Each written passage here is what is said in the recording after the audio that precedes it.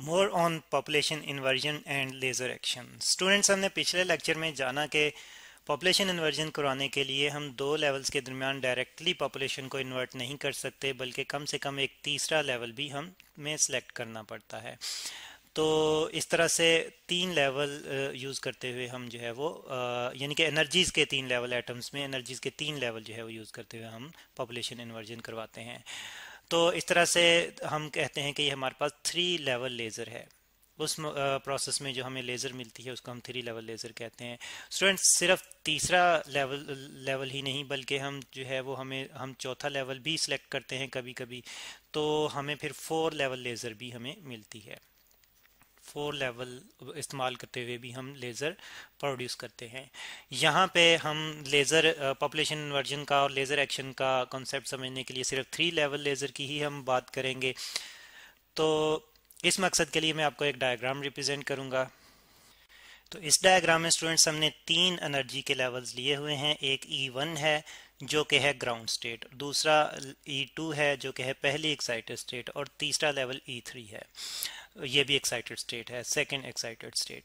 अब स्टूडेंट्स, यहाँ पे जो E1 में पहले काफ़ी ज़्यादा, नॉर्मल हालत में E1 में काफ़ी ज़्यादा एटम्स होंगे, तो हम कहेंगे पॉपुलेशन नॉर्मल है।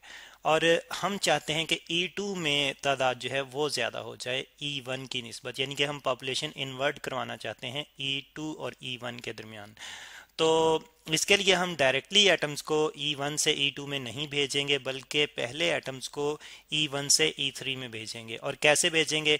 हम उनको एनर्जी देंगे। अब एनर्जी हम मुख्तलिफ सोर्सेज से दे सकते हैं, और एनर्जी देने का ये प्रोसेस जो है पंपिंग कहलाता है। एक्साइट करने का ये प्रोसेस पंपिंग कहलाता है। यहाँ पे ऑप्टिकल पंपिंग मैंने लिखा हुआ है। इसका मतलब ये है कि यहाँ पे हम फोटोन डालेंगे उन एटम्स पे जो ग्राउंड स्टेट में है। और कितनी एनर्जी का फोटोन डालेंगे ताकि एटम्स E3 में पहुंच जाएं, तो उसके लिए जो है वो मैं यहाँ पे लिख देता हूँ कि उसके लिए फिर जो मैं फोटोन डालूंगा, जिसकी एनर्जी को मैं HF डैश से रिप्रेजेंट करूँगा, वो बराबर होगी इन दोनों एनर्जी लेवल्स के डिफरेंस के। यानी कि E3 में हमने पहुंचाता है E1 से, तो E3 माइनस E1 डिफरेंस के बराबर होगी उस फोटोन की एनर्जी। तो वो जब इन एटम्स पे पड़ेगा तो वो उनको एनर्जी देगा, जिसकी वजह से एटम्स जो हैं वो E1 से एक्साइट होके E3 में चले जाएंगे। अब एटम जब E3 में जाएंगे तो इस स्टेट में एटम जो है वो ज़्यादा देर तक स्टे नहीं कर पाएंगे, बल्कि देखा गया कि इस स्टेट में एटम्स का जो स्टे करने का टाइम है वो तकरीबन 10⁻⁻8 सेकंड तक होता है। यानी कि 1/10⁻8 सेकंड्स, यानी कि सेकंड का तकरीबन 1/10 पार्ट।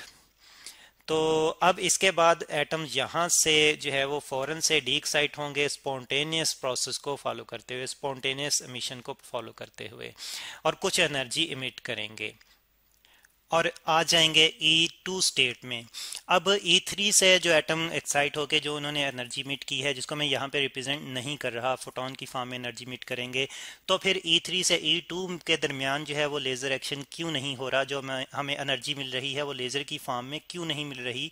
तो वजह उसकी ये है कि हमने उनको E1 से E3 में डायरेक्टली एक्साइट करवाया है, तो वो यहाँ पे फिर जो है पॉपुलेशन इन्वर्जन नहीं हो सकती इन दो लेवल्स के दरमियान डायरेक्टली, यानी कि E1 और E3 के दरमियान डायरेक्टली पॉपुलेशन इन्वर्जन नहीं हो सकती। और फिर दूसरी चीज़ ये भी है कि यहाँ पे एटम जो हैं वो ज़्यादा देर तक नहीं ठहरेंगे, बल्कि बहुत कम टाइम के लिए ठहरेंगे, जिसकी वजह से वो स्पॉन्टेनियस एमिशन का प्रोसेस फॉलो करेंगे, स्टिमुलेटेड एमिशन नहीं होगी। और इस तरह से जो एनर्जी इमिट होगी, जो फोटोन इमिट होंगे, वो यूनी डायरेक्शनल नहीं होंगे। जैसे कि हम जानते हैं कि स्पॉन्टेनियस एमिशन में इलेक्ट्रॉन यूनी डायरेक्शनल नहीं होते, बल्कि स्टिमुलेटेड एमिशन के प्रोसेस में जो है वो इलेक्ट्रॉन फोटोन जो है वो यूनी डायरेक्शनली इमिट हो रहे होते हैं। तो बहरहाल जब वो E2 स्टेट में आएंगे तो ये ऐसी स्टेट है जिसको कि हम मेटास्टेबल स्टेट कहते हैं। अब मेटास्टेबल स्टेट असल में वो स्टेट होती है स्टूडेंट्स जिसमें एटम आ तो आसानी से जाते हैं, लेकिन वहाँ से आसानी से निकल नहीं पाते। और एक्चुअली ये भी एक एक्साइटेड स्टेट ही होती है, मेटास्टेबल स्टेट। एटम जो है इलेक्ट्रॉन जो है वो यहाँ पे एटम जो है वो यहाँ पे आ तो जाएंगे आसानी से E3 में से E2 में, लेकिन यहाँ से वो फौरन से और आसानी से डी एक्साइट नहीं हो पाएंगे E1 में। तो यहाँ पे ज़्यादा टाइम के लिए रुक जाएंगे, और देखा गया कि वो टाइम ड्यूरेशन जो है वो होती है तकरीबन 10 रेज टू पावर -3 सेकंड तक। ठीक है, तो अब यहाँ पे जब एटम जो हैं वो रुक जाएंगे इस एक्साइटेड स्टेट में, तो यहाँ से फिर हम उनको जो है वो स्टिमुलेटेड मिशन की मदद से डी एक्साइट करवाएंगे E1 में।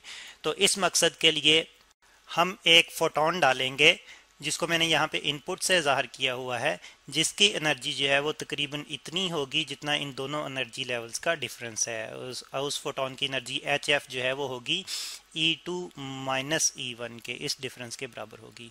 तो वो क्या करेगा, यहाँ पे मौजूद एक एटम को डी एक्साइट करवाएगा, यानी कि स्टिमुलेटेडली उसने डी एक्साइट करवाया, मुहर्रक बनते हुए डी एक्साइट करवाया। तो वहाँ से फिर एटम जो है वो डी एक्साइट होकर E1 में आएगा और इस दौरान में एक फोटोन भी एमिट करेगा। तो एक फोटोन हमने खुद डाला है और एक फोटोन यहाँ से निकला है, तो हमें रिजल्ट के तौर पर, आउटपुट के तौर पर 2 फोटोन जो हैं मिलेंगे, जिसको मैं यहाँ पे लिख लेता हूँ आउटपुट।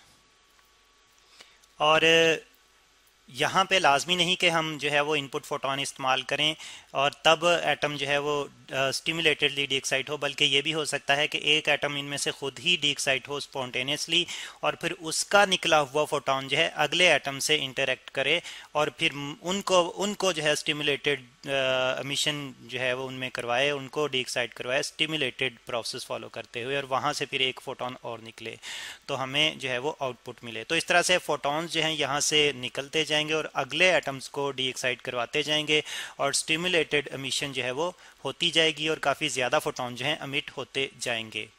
तो हमें बहुत ज़्यादा तादाद में फोटोन जो है मिल जाएंगे आउटपुट के तौर पर, और इस तरह से इंटेंस बीम हमें मिलेगी। और स्टिमुलेटेड मिशन का प्रोसेस हमने फॉलो किया है ये इंटेंस बीम लेने के लिए, इसलिए जो फोटोन्स निकलेंगे वो एक ही डायरेक्शन में निकलेंगे और इन फेज़ होंगे, यानी कि कोहेरेंट होंगे। तो इस तरह से हमें इंटेंस बीम मिलेगी जो लेज़र बीम होगी, और ये काफ़ी ज़्यादा तादाद में है तो इसलिए हमें एम्पलीफाइड लाइट जो है वो मिलेगी, एम्पलीफाइड आउटपुट मिलेगी, जो कि असल में लेज़र है।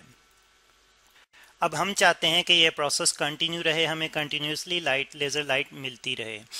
तो उसके लिए हम पंपिंग तो करते जाएंगे, लेकिन अब हमें जो है वो बार बार इनपुट फोटोन डालने की ज़रूरत नहीं पड़ेगी, और फिर ना ही जो है वो ये है कि स्पॉन्टेनियस एमिशन के प्रोसेस में जो फोटोन एमिट हो वो लाजमी तौर पर इसी डायरेक्शन में एमिट हो, और मतलब हो सकता है वो किसी और डायरेक्शन में चला जाए। तो अब हम चाहते हैं कि वो एक ही डायरेक्शन में हमें लाइट मिलती रहे, तो स्टिमुलेटेड प्रोसेस जो है वो हमने, स्टिमुलेटेड मिशन का प्रोसेस हमने कंटिन्यू रखना है। तो उस मकसद के लिए फिर हम एक असेंबली इस्तेमाल करते हैं यहाँ पे, जिसको मैं रिप्रेजेंट कर रहा हूँ। असल में हम ये करते हैं कि जो लेजिंग मटेरियल है, मीडियम है, जिसमें से हम लेज़र प्रोड्यूस करवा रहे हैं ऊपर वाला प्रोसेस फॉलो करते हुए, तो उसको हम रखते हैं एक ट्यूब में, और उस ट्यूब के एंड्स पे हम मिरर लगाते हैं इस तरह से कि एक मिरर जो है कम्प्लीटली सिल्वर्ड मिरर होता है, वो वेव्स को, लाइट को परफेक्टली रिफ्लेक्ट कर देता है, और दूसरा पार्शली सिल्वर्ड होता है, वो कुछ लाइट वेव्स को रिफ्लेक्ट बैक करता है और कुछ को अपने में से गुजर के बाहर चले जाने देता है। और हमने यहाँ पे जो है वो पंपिंग के लिए लार्ज पोटेंशियल डिफरेंस जो है वो यूज़ किया हुआ है। हम कोई और सोर्स भी इस्तेमाल कर सकते हैं, जैसे कि ऊपर हमने ऑप्टिकल पंपिंग के लिए ऑप्टिकल पंपिंग इस्तेमाल की थी, लेकिन यहाँ पे जो है वो हम लार्ज पोटेंशियल डिफरेंस को एज आ पंपिंग सोर्स जो है वो रिप्रेजेंट कर रहे हैं। अच्छा, अब इस सारी असेंबली को हम केविटी रेजोनेटर कहते हैं।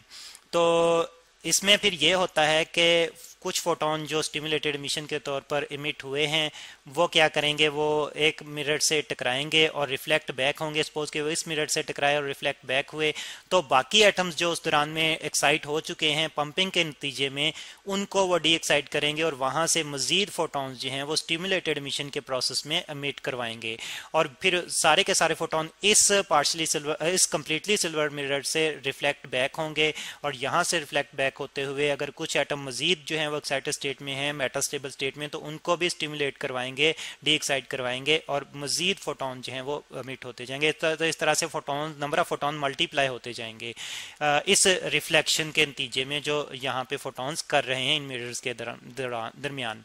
और फिर कुछ फोटोन जो हैं वो यहाँ से इस, क्योंकि ये पार्शली सिल्वर मिरर है तो इसमें से हमें बाहर मिल जाएंगे एज अ आउटपुट के तौर पर हमें जो है वो बाहर मिल जाएंगे, जो कि लेज़र बीम होगी, जो कोहेरेंट होगी, इन फेज होगी यानी कि, और यूनी डायरेक्शनल होगी।